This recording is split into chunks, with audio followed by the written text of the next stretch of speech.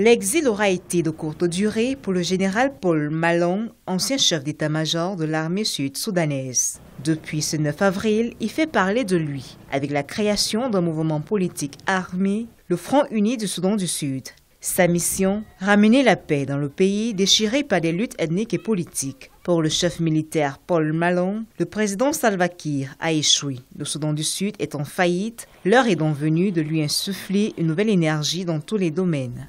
Nous devons professionnaliser nos forces armées, stabiliser et diversifier notre économie, mettre en place des systèmes agricoles gouvernementaux afin d'assurer la sécurité alimentaire. Nous devons restructurer et professionnaliser tous les organismes gouvernementaux et les institutions, y compris le rôle des services étrangers, criminaliser le vol de bétail, le rapt d'enfants et le mariage de mineurs. À très court terme, le Front uni du Soudan du Sud prévoit de rejoindre l'alliance de l'opposition du Soudan du Sud, coalition à laquelle appartient le docteur Riek Machar. Le général Paul Malong promet également de ratifier les accords de cessez-le-feu comme les autres protagonistes et il compte bien prendre part à la troisième phase du forum de revitalisation des accords de paix qui débute le 26 avril prochain en Éthiopie. Dans le contexte actuel, je ne pense pas que ce qui vient d'arriver est un simple feu de paille. Le dogme divisé pour régner risque d'être en réalité la stratégie utilisée par certaines puissances externes pour amener Salva Kiir à faiblir, à comprendre qu'en réalité c'est à trop vouloir imposer ses vues,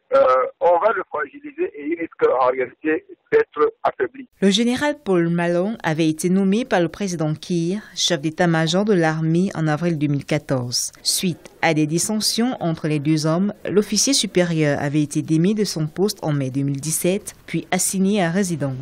En décembre 2017, un accord avait finalement été trouvé et Paul Malong avait ensuite quitté le pays. Depuis son annonce ce 9 avril, le gouvernement de Juba le considère comme un rebelle.